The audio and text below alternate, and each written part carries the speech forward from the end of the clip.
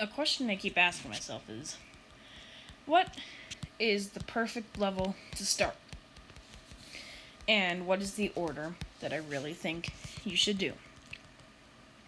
Today, if you're new to Geometry Dash, like if you've just picked it up, or if you're past like 3 levels, I'm here to help you do the best route you can without having to hit spikes like Jumper to Time Machine, or from Electroman Adventures to Club Step, or Blast Processing the Theory of Everything 2, or once again Geometrical Dominator to Deadlocked. So here we go. First off, I would play Back on Track instead of Stereo Madness first. And with people that are like, oh, Stereo Madness is easier than Back on Track, still, if you think Back on Track is easier than Stereo Madness, perfect. You're starting off pretty easy. But yet again, if you're starting off with Back on Track, and if it's harder than Stereo Madness, then you start off with a good challenge, and you can progress yourself throughout the game more. Then I would play Stereo Madness, because, Back on Track I think is easier, but again, to those people that think it's harder, good start. And it could fundamentally teach you about the game, And I know I'm a little different from the others, starting with Stereo Madness. Everyone starts with that one. But I really think if you start off with a little bit more difficult level, you could be a little bit better at the game than people that start off at Stereo Madness. Next up, I would do Polargeist. It's because it's the 3rd level in the game, and it just fundamentally teaches you about the orbs and stuff like that. So yeah, I would go Polargeist, and just make it so you can learn about the orbs and stuff like that, and just finally teach you a few more final stuff about the game before you progress into harder levels. Next up, I would go after Base After Base. Now, it might look like it's a harder difficulty than Dryout, but trust me on this one, from a person speaking that's beaten a few demons, if you count Electrodynamics as one, Base After Base is an easier level than Dryout, and their 2 difficulties should switch. Base After Base will actually get you introduced into the Upside Down mode. If you start with Dryout, you'll probably end up, having the bad side of the stick, if you know what I mean. Next up, I would go Dryout. Well, because of other things, it should be the first hard difficulty level. But it will rightfully get you situated into the Upside Down game mode, get you finally introduced into some harder game modes, which is perfect for your skill. Next up, I would actually go Jumper, as just like the Base After Base Dryout situation. I really think Jumper is easier than Can't Let Go, so I'd go Jumper, and it would fundamentally teach you about like jumps that you don't need to jump at, or jumps that you can learn that are fake, that would trick you.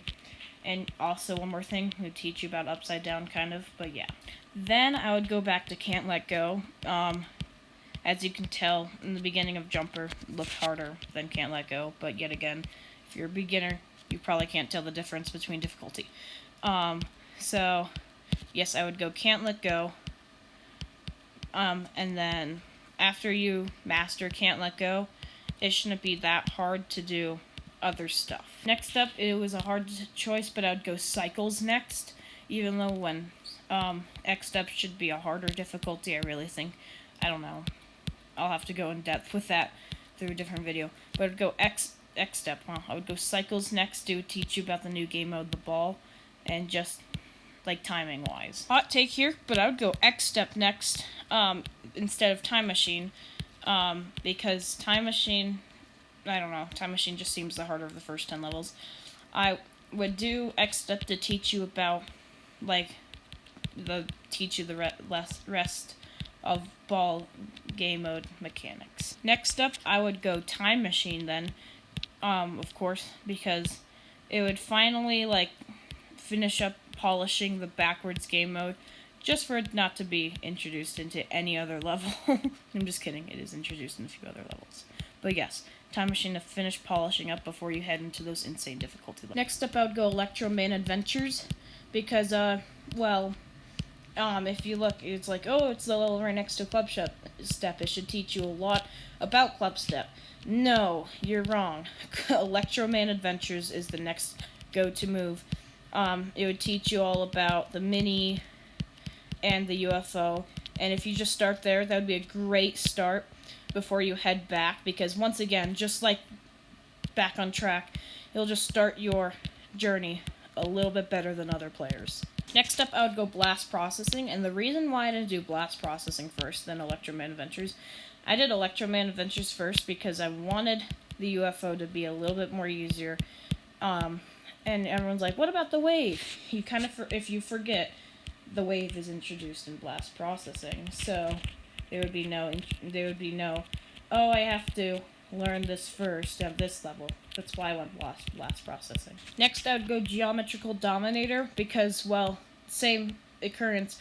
Since you did the wave, now you just have to learn the robot. And since I'm throwing you with a bunch of game modes first, and these levels are easier, and I know that Electro Man Adventures is kind of like your hardest, and then you go to easier levels, but trust me on this, it would be your best if you just kept learning new game modes, so then you could go back to the other game modes and be fine. Next, I would go to Theory of Everything, because, well, there's no new game modes, you would learn about the UFO from other levels and stuff, so you'd be going into this with a lot of experience from other levels, and, just being able to do easier levels by learning easier levels to do harder levels. That's what I meant. Next up, I would go over to Finger Dash, because, it's like an easier kind of level, and plus it only introduces the spider. There's no other levels that would introduce the spider, so, Dash would a little bit, but I don't know. But yes, this level would definitely help before going to, the harder end of the insane level. Next up, I would go to Dash, because, well, there's nothing much for you to learn. The, Swing Copter is only used twice in this level, so it is just kind of like a side level, and it's not that hard, really, so it should only teach you fundamental camera physics and maybe a little bit more about other game modes, but yes. Next up, I would go over the Clutterfunk as we enter the harder of the insane difficulty levels. There's 3 of them. I would head over to Clutterfunk, the easiest of the 3 harder difficulty levels, like insane levels, as you are kind of ready now to face off, just a little bit, to face off your first demons, but I would say please play Clutterfunk first before trying to face anything very, very vicious. Next up, I would go over to Hexagon Force, which is the, in between the 2 levels of the harder insanes, and what about people going out there like, oh, what about dual mode? Oh, you didn't introduce dual mode. Blast Processing should do that pretty fine with the wave, and it should, get you a little bit more comfortable. But I know Hexagon Force has definitely some good stuff about dual mode, so yeah. But I would go Hexagon Force next. I kind of forgot about light players, so if you're a light player, just go to Finger Dash and then Theory of Everything, because if you're a light player, you do not have the level dash. Anyways, speaking of light players, after Hexagon Force, if you're if you're a person that is, that has the full version, I would head over to a level called, oh, it's the wrong way around. I would go over to a level called the Lightning Road, because I know it looks like it's a demon face. It's like, oh, it's a demon. I haven't even faced a demon. This is literally the easiest demon out there, I really think. So this would teach you about nothing, and this would get you ready for the next level. Side note real quick while I'm editing this, Lightning Road does not teach you nothing. It teaches you something. It teaches you how to, it teaches you to lead up to demons, to get to a demon level, so you're prepared for harder demons. Now, if you're a GD Light player, you'd go to Hexagon Force to Electrodynamics. But if you're a full player, after beating Lightning Road, you are perfectly set up to face Electrodynamics.